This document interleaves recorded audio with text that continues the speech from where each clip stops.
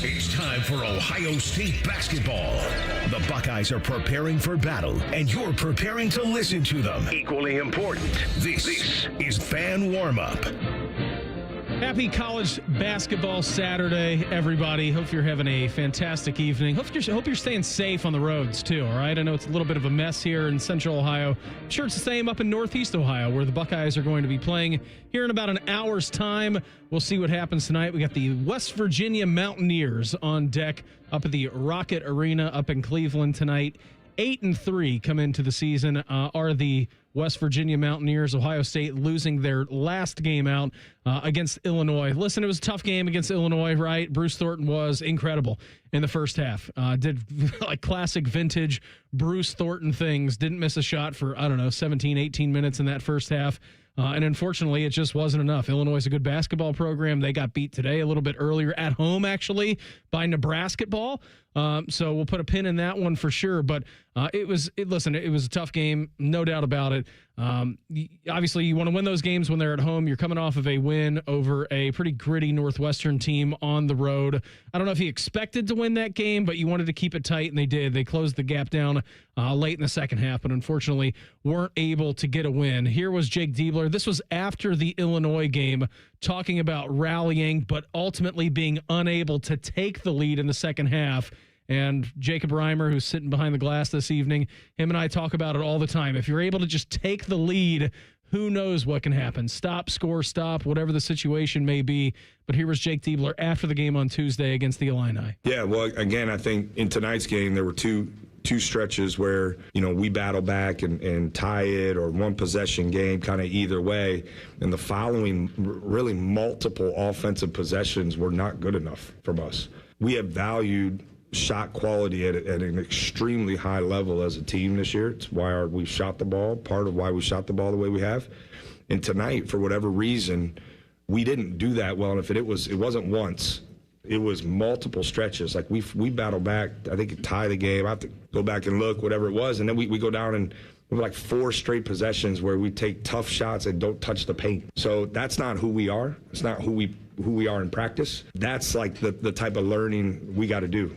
Right, and part of that is I love our guys playing aggressive and confident, but we have to, play with more poise, I think, in those stretches. Listen, they're learning on the fly, too, right? You introduced Brandon Noel, who had a really good game. You introduced Christoph Tilley, who had a really good first 5-6 games of the season. These guys are still gelling. It takes time. When you see these top 5, top 10 teams, unless they're extremely talented, top 5 players out of the transfer portal, top 5, top 10 recruits out of high school coming in here, they've all been around for a while. So they just need to gel. And we were actually talking to Adam Jardy of the Columbus Dispatch last night on our local show, on the Buckeye Show, and he was like, guys, you have a good game from Bruce. You have a good game from John Mobley. You have a good game from Devin Royal. But they all three cohesively haven't clicked yet. And there's been stuff going on behind the scenes, not really behind the scenes, just injury concerns with John Mobley Jr., obviously Christoph Tilley as well with that foot injury.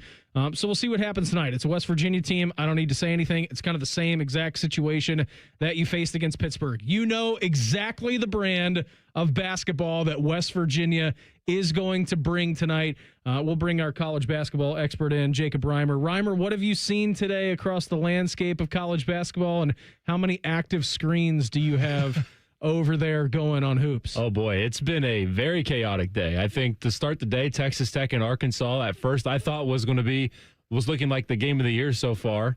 And then you had Butler and Providence go to double overtime at Hinkle, which was phenomenal basketball. And then, like you mentioned at the top, Nebraska ball beat Illinois in their building. In the Champaign Room. Yeah, on a last-second buzzer-beater shot, and it was unbelievable. Just been a crazy day of college basketball so far. Yeah, it really has. I was watching a little bit of DePaul, Wichita State, actually, from a little bit earlier. Quad 1 game for DePaul right now. It was. Yeah it was. That's huge. So former coach Chris Holtman was coaching. I'm like, let's see what old coach is up to. And they got a big win on the road. So, yeah, it's been a crazy day in college basketball. I want to just let you know that this show, by the way, the Warm-Up Show, brought to you by the Ohio State Army ROTC. They've been building leaders of character since 1874. That's a rather long time. Usually we throw it out to the shot, but they're not playing out at the shot tonight. Let's go up to Cleveland and check in with our great friend Ron Stokes. It's time to go inside the Buckeyes with OSU basketball analyst and former captain Ron Stokes. Ron, thanks for the time. Always great to talk to you. Set the scene, set the stage for us. I'm sure it's snowy up there in Cleveland. It's certainly snowy down here in Central Ohio.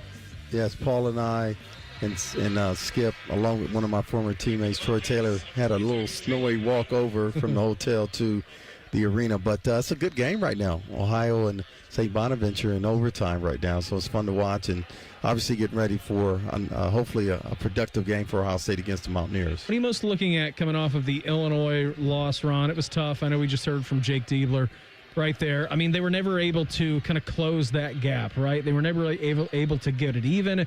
They were never able to kind of take the lead, and that's such a huge mental thing when you see yourself, in the lead on the scoreboard. They were never able to do it. Illinois, obviously a fantastic team. I think a lot of people like them to go far in the NCAA tournament this year. But what are you most interested tonight in a bounce-back performance by the Buckeyes? Well, in particular is Brandon Knoll. He's been like a roller coaster this year. He's had several games where he was solid, 17 points against Appalachian State, then 0 points against Notre Dame, 29 against Northwestern. He comes back with 5 against Illinois. The one thing that you hope that you would get from a seasoned player is consistency, especially when you really need it. I thought there's a couple of things in the Illinois game that really led to the defeat. Illinois shot the highest percent from beyond the arc of any team this year, over 40% against Ohio State. And I really thought their bench, normally at home you can expect your bench to play better, but Illinois had a 15-2 advantage there. Amari Bynum was the only Buckeye to score off the bench. So that's something that has got to change there. But clearly you have a chance to bounce back. You're playing a few hours away from your hometown in Columbus, Ohio. This is an excellent opportunity to get back in the right way. It does sound like a fun game. I don't know what's going on over there, Ron, but it does. I can hear the crowd going on behind you. It does sound like a rather fun game. West Virginia, we know what brand of basketball they play, right? Like, I think they spawn coaches. They spawn decades. Fourth one in 4 years. We know what kind of brand that they bring, though. They're a hard hat, lunch pail team.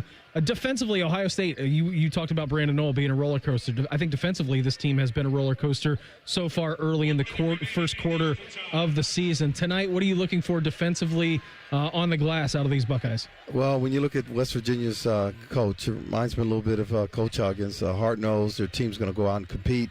In many circles, he's considered a defensive-minded coach, one of the better teams in the country in field goal percentage defense. They want it to be physical. They want it to be a low-scoring game, so that means Ohio State needs to be efficient. Devin Royal, you've seen what Bruce Thornton has been so consistent. Incredible start to this year. You need Christoph Tilley. You need Devin Royal, Brandon Knoll to be solid on the road as upperclassmen. What have you made out of Colin White and Gabe Cup's defensive performances? Because we kind of have seen those guys take some shifts back and forth from each other. Yeah, they've been solid. But the concern you have is that as you get into the season, scouting obviously will continue to get better. When you are a non-factor offensively, that hurts you because basically teams will not play you, and it's basically 5-on-4. Namely putting a couple guys on Bruce Thornton. So you got to have improvement in those areas, namely Gabe Cupps. I love him defensively, but last 4 games, 1 of 6 from the field, 1 of 4 from beyond the arc. He's got to get a little bit more confident from out there because that could be a liability for Ohio State offense, especially late in games if they're in there. Ron, correct me if I'm wrong, but you guys are staying in Cleveland tonight, correct? We are. Skip Mossick made that very wise decision. We do not want to have what he had to experience driving back from Ann Arbor. No. So I thought it was a great decision. I think it is, too. Plus, you don't want to be in the van when he's driving during those conditions. You know how stressed out Skip gets. Ron, always appreciate the time. All right. Thanks for joining us. Have a great call this evening up in Cleveland, and we will talk to you again next Saturday before the Tar Heels. All right? All right, go Bucks. There he goes, Ron Stokes with us here on the Warmup Show. Here was Jake Diebler a little bit earlier, again from earlier in the week on Tuesday. This was after the game against Illinois, talking about what was his message to the team at halftime. And listen, it was close at that point. Yeah, I think we challenged them, and we challenged them first on the defensive side, and I thought as an entire team, our defense was much improved aside from some of the fouling in the second half, and that helped us get going offensively. We saw different coverages from them that we had prepared for, and they make you adjust throughout the course of the game, as good teams do, and as we did to them at times. But I thought our guys, our poise was better in the second half than it was in the first half, and that's how we got that game back to a one possession. There with a minute left. Win the games you're supposed to win. You're supposed to win tonight. Everybody enjoy some Buckeye hoops. We will be back with you for post-game hoops from Cleveland coming up next right here on The Fan.